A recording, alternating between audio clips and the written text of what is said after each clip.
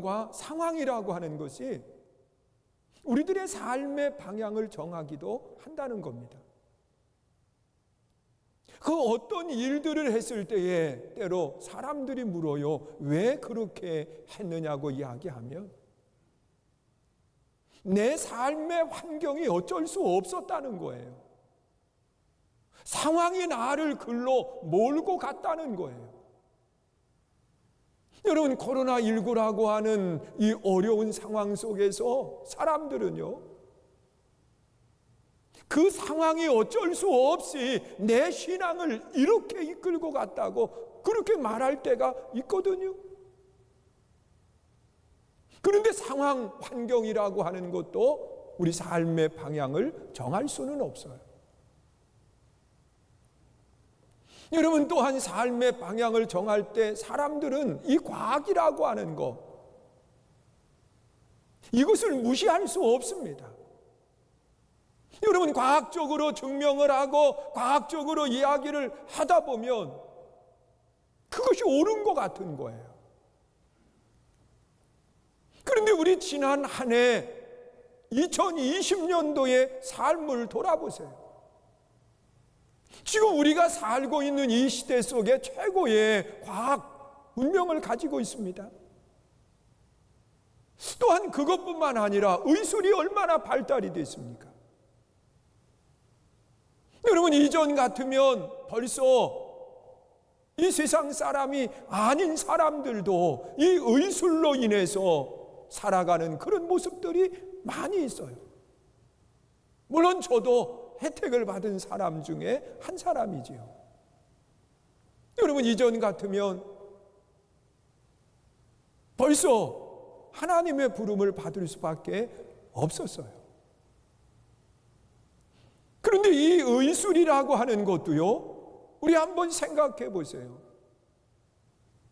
여러분, 눈에 보이지 않는 그 바이러스, 이 코로나19 바이러스로 인해서 이 세계가 멈춰버리지 않았어요? 아니, 멈춘 것이 아니라 마이너스 성장을 하면서 뒤로 후퇴하는 그런 결과를 갖게 됐습니다. 과연 내 삶을 결정하는, 방향을 결정하는 그 요소가 뭘까? 내 지식, 내 판단, 내 의지, 이것이 과연 옳은 판단을 할 수 있겠느냐는 거예요. 내 상황이 어쩔 수 없이 나를 그렇게 몰고 갔다고 이야기할 수 있는 그런 모습이 되겠느냐는 거예요. 여러분, 과학이라고 하는 것이 어떠한 데이터에 의해서 움직여지는 그런 것들이 내 삶의 방향을 정한다고요? 아니에요. 여러분, 이 세상을 만드신 분이 누굽니까? 하나님이세요. 여러분, 창세기 1장 1절에 보면 아주 분명하게 태초에 하나님이 천지를 창조하시니라 그랬습니다. 그 창조하신 하나님이 이 역사의 주인일 뿐만 아니라 이 역사를 이끌고 가신다는 거예요. 그러면 하나님이 이 역사를 이끌고 가신다고 하는 확신을 가졌다고 하면 우리는 이 역사를 이끌고 가시는 그분의 말씀에 민감할 줄 알아야 돼요. 그분이 내게 말씀하시는 것에 민감한 사람은요, 그 하나님의 말씀을 들으면서 행동을 하게 돼 있어요. 여러분, 이스라엘 백성들이 애굽이라고 하는 땅에서 400년 종살이를 하게 돼요. 그들이 하나님 앞에 고통 가운데 부르짖을 때 하나님이 모세라고 하는 사람을 들어서 그 백성들을 애굽에서 인도해 냅니다. 장정만 60만 명, 어린아이, 여인들, 연세 많은 어른분들 다 합치면 300만 명에 이르르는 그런 많은 백성들을 이끌고 나오는 거예요. 그런데 그 백성들을 이끌고 애굽을 떠난 지 얼마 되지 않아서 그들이 만난 곳이 어디냐고 하면 홍해라고 하는 곳입니다. 여러분, 홍해는 지리적으로 양옆에 산맥이 가로막고 있어서 그 안으로 들어가면 움직이지 못하는 그런 지형적인 장소예요. 그러면 우리 한번 생각해 보세요. 여러분, 그 길이 아니라도 이 가나안까지 가는 길 속에는 다른 길도 있어요. 그런데 하필 왜 글로 인도했느냐? 그런데 앞에 홍해가 놓여졌을 때 뒤를 바라보니까 애굽의 군대가 따라오고 있는 겁니다. 자, 이럴 때 그 백성들은 자기들의 지식과 판단을 가지고 결정을 하는 거예요. 그것이 뭐냐고 하면 그동안 경험한 것을 비추어 보면 이런 상황이 만나면 불가항력적인 거예요. 내가 할 수 있는 일이 없다는 거예요. 그도 그럴 것이 앞에는 홍해요, 뒤에는 애굽 군대가 따라오고 있으니 내가 할 수 있는 것이 뭐가 있겠어요? 그리고 또한 이 상황이라고 하는 것을 우리 한번 생각해 봐요. 자기 판단도 중요하지만 환경, 상황이라고 하는 것이 앞으로도 갈 수 없고 뒤로도 갈 수 없는 그런 상황을 만났어요. 또한 과학이라고 하는 것을 접목시켜 봐요. 여러분, 과학적으로 이 배를 만들거나 아니면 비행기를 만들거나 그런 일들을 행해야 되는데 지금 뒤에서 애굽의 군대가 따라오는 이 급박한 상황 속에 그들이 할 수 있는 그런 일들이 무엇이 있겠어요? 자신의 판단도 환경도 과학도 다 무용지물이 되고 마는 거예요. 그래서 그들이 결정한 것은 뭐냐? 원망, 불평입니다. 왜 우리를 잘 살고 있는 우리를 애굽 땅에서 나오게 해서 여기서 다 죽게 하느냐는 거예요. 그런데 그 급박한 상황 속에 하나님의 말씀에 민감한 한 사람이 있었습니다. 그가 모세입니다. 모세는 이 급박한 상황 속에 하나님의 음성을 듣는 거예요. 그런데 하나님이 뭐라고 이야기하느냐? 모세야, 너 왜 여기서 부르짖고만 있냐? 내 손에 든 것이 뭐냐? 예지팡입니다. 그럼 그것을 하늘을 향해서 들어라. 그래서 그 모세는 하늘을 향해서 들어요. 홍해를 향해서 들어요. 왜? 하나님의 말씀에 민감했기 때문에 하나님의 음성을 듣고 그 음성 들은 것을 그대로 행동으로 옮기는 거예요. 그런데 놀라운 기적이 일어났어요. 유이 흐르던 홍해가 멈추더니 갈라서는 거예요. 그래서 그 백성들이 갈라진 홍해를 유유히 건널 수 있게 되었고 그 뒤따라오던 애굽 군대가 이스라엘 백성들이 건너는 모습을 바라보면서 뒤따라 들어온 거예요. 그런데 이스라엘 백성들의 진영이 그 홍해를 다 빠져나갔을 때 그 물이 합쳐지면서 따라오던 애굽 군대가 다 죽음을 당하는 결과를 갖게 됐어요. 그때서야 하나님이 그래서 이렇게 인도하신 것이로구나 그러면서 깨닫게 되지요. 여러분, 하나님의 말씀에 민감한 사람은 하나님의 음성을 듣지만 위기 속에서, 그러나 하나님의 말씀에 민감하지 않은 사람은 자기의 판단, 환경, 과학을 가지고 그 위기 속에 자기들이 선택하는 것은 원망과 불평밖에 없다는 겁니다. 여러분, 우리는 지난 한 해의 삶을 돌아보면서 많은 사람들이 한 것 중에 하나가 뭐냐고 하면 불평과 원망이었습니다.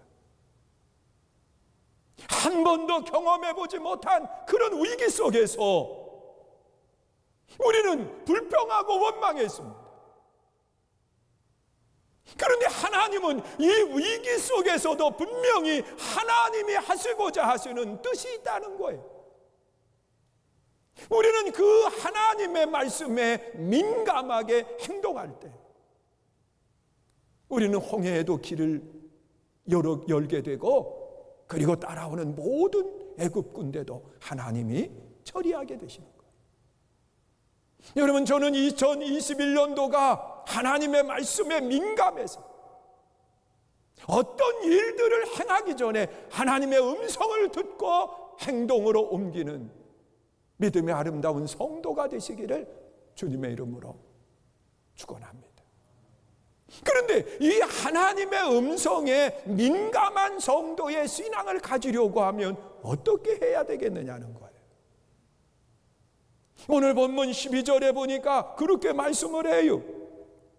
스알디엘의 아들 스룹바벨과 여호사닥의 아들 대제사장 여호수아와 남은 모든 백성이 그들의 하나님 여호와의 목소리와 선지자 학개의 말을 들으니 이는 그들의 하나님 여호와께서 그를 보내셨습니다.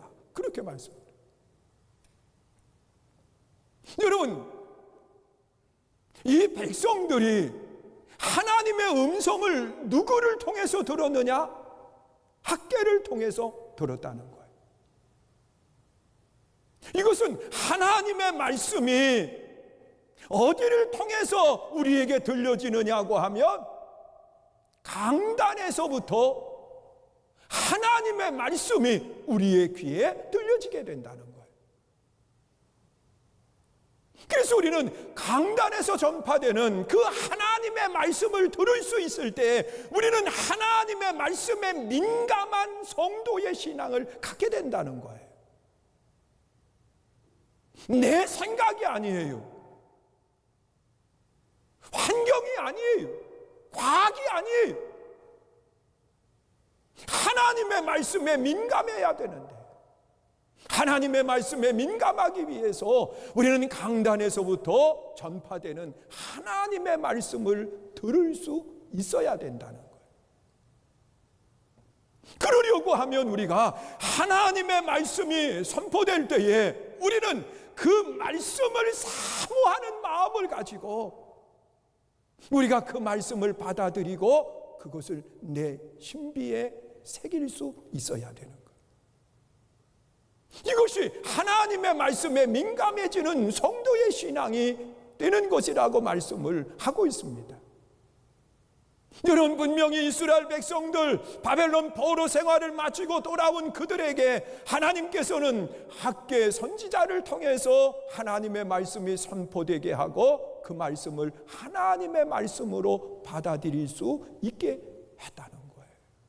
오늘도 마찬가지예요. 여러분, 선교중앙교회 성도들은요, 이 선교중앙교회에서 말씀을 전하는 그 목사님들의 말씀을요, 한 개인의 말이 아니라 하나님의 음성으로 들을 수 있을 때 우리는 말씀이 나를 인도하고 말씀에 민감해져서 우리는 그 말씀 속에 승리하는 아름다운 역사가 일어나는 거예요. 그러면 하나님의 말씀을 내 것으로 받아들일 수 있는 사람의 아름다운 신앙은 어떤 신앙입니까? 여러분, 느헤미야 8장에 보면 그 이스라엘 백성들이 무너진 성벽을 재건을 하고 그리고 하나님의 말씀을 듣기를 사모했어요. 그래서 그 백성들이 다 어디로 모였느냐고 하면 수문 앞 광장으로 모여들기를 시작을 했습니다. 누가 가자고 이야기한 것이 아니라 서로가 대화를 나누면서 하나님의 말씀을 사모해서 그들이 모여드는 거예요. 그리고 모인 그들이 학사 에스라를 청해가지고서는 하나님의 말씀을 전해달라고 요청을 합니다.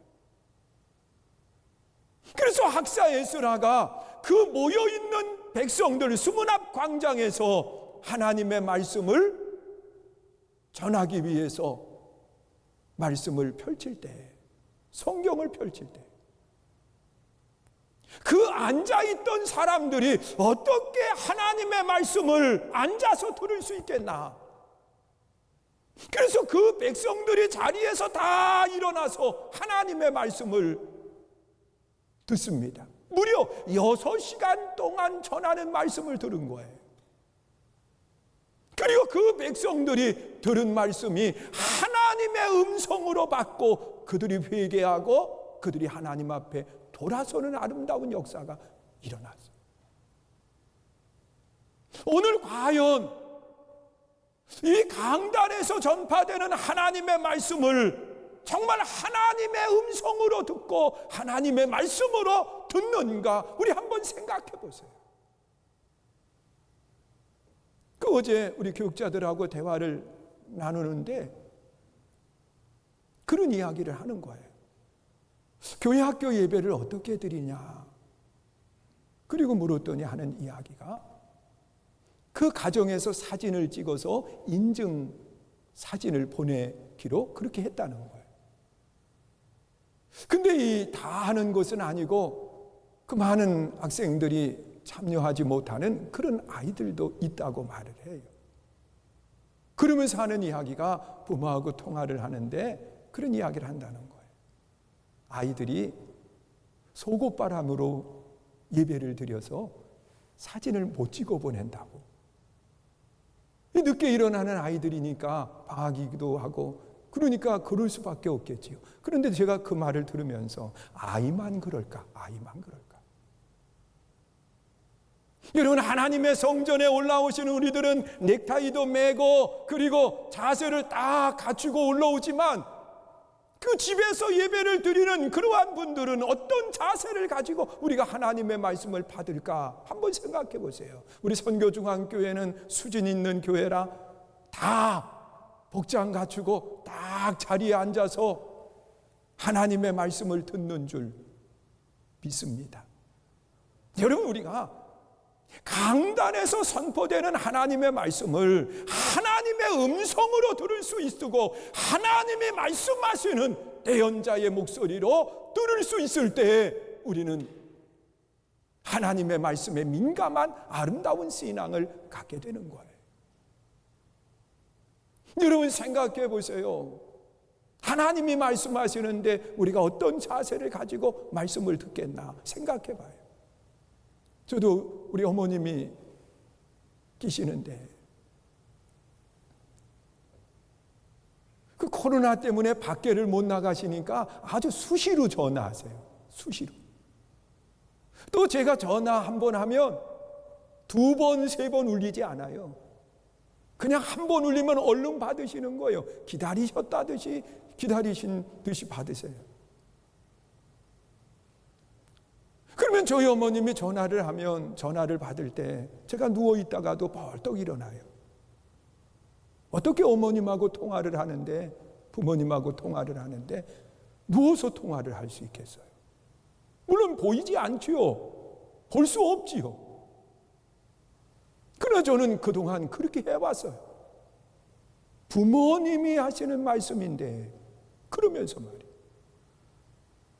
여러분, 하나님이 말씀하실 때 우리는 신앙에 어떤 자세를 가지고 있느냐는 거예요. 그래서 1부, 2부를 예배를 인도하면서 말씀을 전하면서 그런 말씀을 드렸어요. 우리가 성경 읽을 때에는 자리에서 일어났으면 좋겠다고. 집에 계신 분들도 우리가 영상을 통해서 예배에 참여하시는 분들도 한번 자리에서 말씀을 읽을 때 일어났다가 그리고 앉으면 자세가 달라질 거예요. 여러분, 강단에서 선포되는 말씀을 하나님의 음성으로 들을 수 있어야 돼요. 그리고 또한 말씀에 민감하기 위해서 전하는 분과 가까워야 돼요. 여러분, 서로의 마음의 문을 닫아두면 하나님의 말씀이 들려지지를 않아요. 그래서 우리 하나님의 말씀을 전하는 목회자와 우리 성도들은요, 가까워야 돼요. 마음의 문을 열고 서로 나눌 수 있는 아름다운 모습이 돼야 돼요. 그것이 하나님이 기뻐하는 성도의 신앙입니다. 사랑하는 성도 여러분,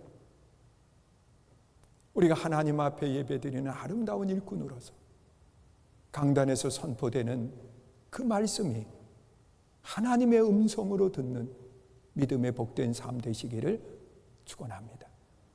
그리고 또한 하나님의 말씀에 민감하기 위해서 우리는 어떤 신앙을 가져야 될까? 오늘 본문 13절에 보니까 그때에 여호와의 사자 학개가 여호와의 위임을 받아 백성에게 말하여 이르되 여호와가 말하노니 내가 너희와 함께 하노라 하니라 그랬습니다. 여러분, 하나님의 말씀에 민감한 성도는 다른 성도 아니에요. 하나님과 함께하는 사람이에요. 여러분, 하나님과 함께할 때 하나님의 음성이 들려지고 세상과 함께할 때 세상의 음성이 들려지게 되어 있는 거예요. 하나님과 함께하는 신앙. 그런데 하나님이 함께하는 사람이 어떤 사람일까? 여러분, 이스라엘 백성들이 바벨론 포로 생활 가운데에 그 삶의 모습을 기록한 것이 다니엘서입니다. 다니엘서에 보면 하나님이 함께 하셨던 아름다운 신앙의 사람에 대한 이야기를 하고 있습니다. 먼저는 사드락, 메삭, 아벳느고예요. 다니엘의 세 친구지요. 그런데 이들에게 위기를 만났습니다. 그들은 하나님만 섬기는 신앙을 가졌는데, 유일신 신앙을 가졌는데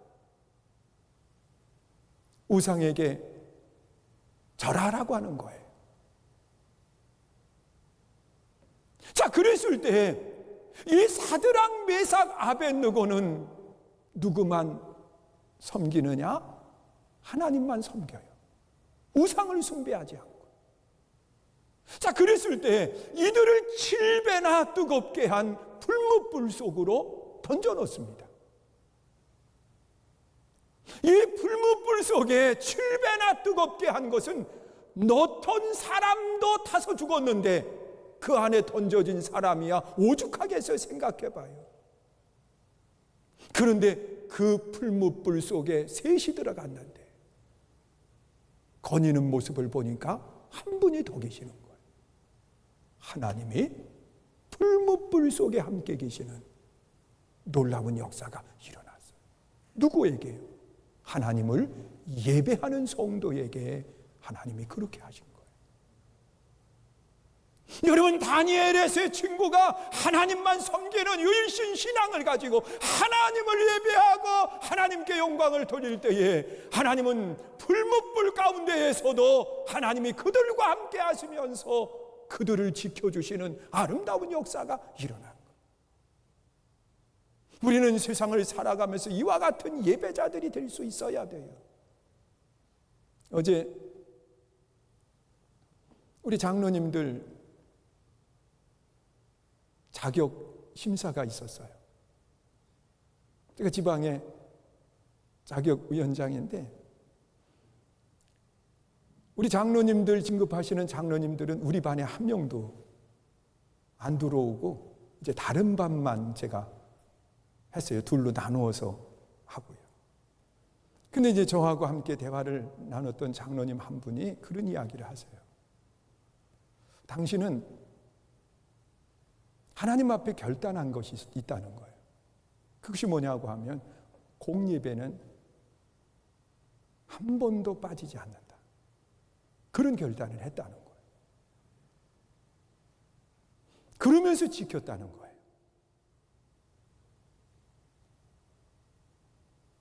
주일 예배,